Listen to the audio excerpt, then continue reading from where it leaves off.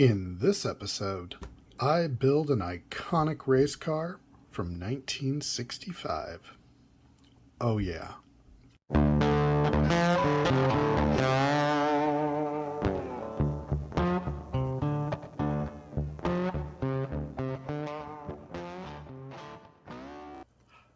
Hello friends, and welcome back to the Plastic Imagination Workshop, where I review, discuss, build, and customize all kinds of scale models. We'll start with a quick unboxing and review of the kit, and then you can join me at the end where I'll reveal the final build, share some pros and cons, and any challenges I may have had along the way. Before we begin, if you haven't already, please subscribe. And if you like this video, please give it a thumbs up. Also, I love to hear from you guys, so please leave a comment down below with questions, suggestions, or just whatever. Okay, let's get right into this. Okay, so I purchased this kit quite a while ago, probably 6 or 8 months ago, not sure, but I was really looking forward to building this kit, and then I had some other kits that kind of came before it, and I'm really looking forward now to getting on this kit and getting it built. This is the Tamiya Honda RA272 Formula race car from 1965. This car was the actual winner of the 1965 Mexico race, and also the last Formula One race that had normally aspirated engines. Honda was actually the first Japanese manufacturer to participate in Formula One races, and the 1965 Mexico race was their first win. So I'm going to get all the parts together and we'll do a quick review of everything that comes in the box. Okay, so first we have our instructions, and these are typical Tamiya instructions. They look very well laid out, and I'm looking forward to this kit because I'm pretty sure that being a Tamiya kit, it's going to be pretty well engineered. Okay, so there's our instructions. We have a nice set of water slide decals. We have a couple of drivers here, Bucknam and Ginther. I'm probably going to build this one with Ginther as the driver. The decals look nice and clean and very well laid out. Next we have the front of the car and the body of the car, and these are really cleanly molded. There's a couple of little mold lines here, but those can be taken care of pretty quick. The body is molded in kind of an ivory white plastic, pretty close to what's depicted on the box. I'm obviously going to paint that so I can get some details out of it.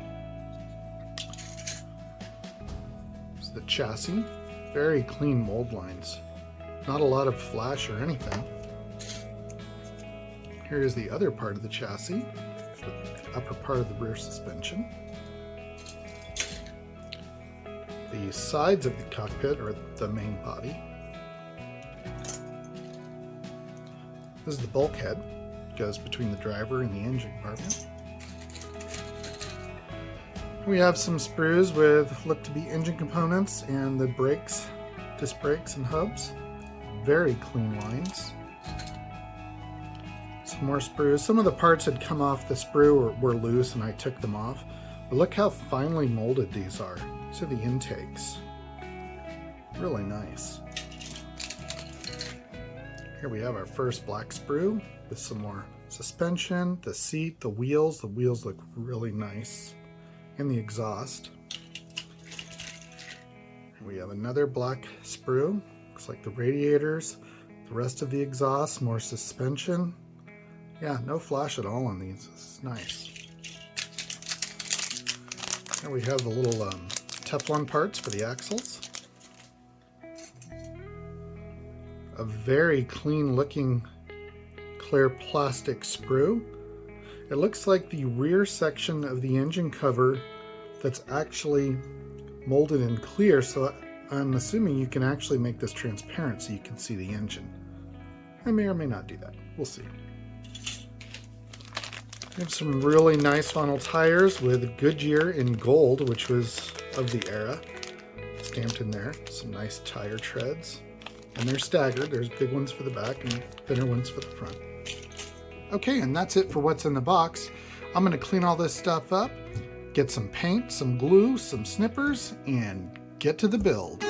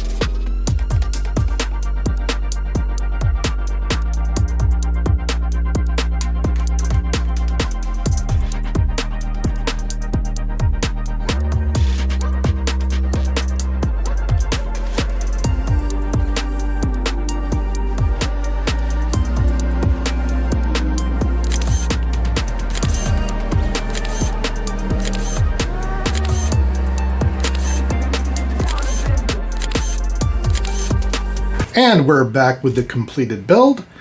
This was a fun kit to build. Went together really well. Very little flash on the parts. The parts were really clean. Took a little bit of sanding here and there, but otherwise the kit went together really good. And I'm really happy with how it came out.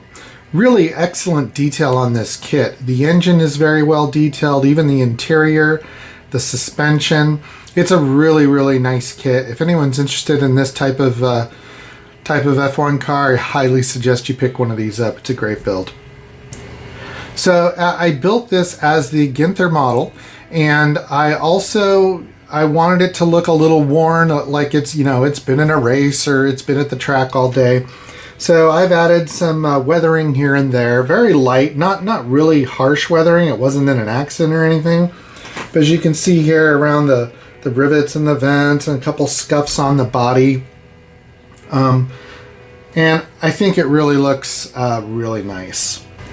As far as customization on this, I really didn't customize it much. I mean, it's pretty much out of box stock. The only thing on my end that was custom was, the paint and the detail. I put a lot of effort into making it look a little more realistic than just a static model. The only real challenge I had with the kit, and it wasn't necessarily a problem with the kit, some of the parts are just very small and delicate, and I didn't break anything, which is great. My fingers and my dexterity are just not what they used to be. I think the hardest part for me on this build was putting these little screws that hold the rear cowling on. There's one on each side. This one over here. They are small and they are tiny. And I work in electronics, so there's a lot of small screws there, but I was being very careful because you're not screwing into metal. You're screwing into very light plastic. So that was a little nerve-wracking, but I got it done. And that was really the only challenging part for me on the kit. Okay, let's go over the pros and cons. We'll start with the pros. Awesomely designed kit, awesomely engineered kit. The directions are spot on, very easy to understand. Even the painting guide is really good on this kit. So definitely a lot of pros with this kit here. As for the cons, there could have been a little more detail on a couple things, but really, I don't really have any cons. I mean, it's a great kit. It really is. I guess if I were to pick out some cons, the rear cowling doesn't really want to fit well. I want it to be removable so I can remove it and see the engine, because there's a lot of detail on the engine. But I don't know, I'm sure that would be hard to engineer either way. The other issue is the front cowl is very hard to get on. Basically, you have to kind of squeeze it a little bit so it opens up so you can get it in there. And it can come off too as well. But really, other than that, I have no cons. I mean, this is a really, really good kit. So, my suggestions for who should build this kit. I would say this kit is definitely for the moderate to experienced modeler. And I think with just the detail and the pieces, I think a more experienced model will do well with this. However, if you just wanted to take this out of the box and put it together, no paint, just glue it together, put on the decals, it would actually look pretty good, because as with a lot of Tamiya kits, they're molded in color. The body is molded in white or off-white. The engine and the components are in silver and black, so realistically you could throw this together in an afternoon and it would look fantastic. So this concludes my full build of the Honda RA272 from Tamiya. I hope you enjoyed the build. As always, if you could feed the YouTube algorithms and just leave me a thumbs up, a comment, like, subscribe, I'd really appreciate it. Thank you so much to all of my recently new subscribers. The channel's doing great and I want to keep the momentum going, so we're going to have a lot more content coming. So as always, thanks for watching. Everyone be safe out there and go build something.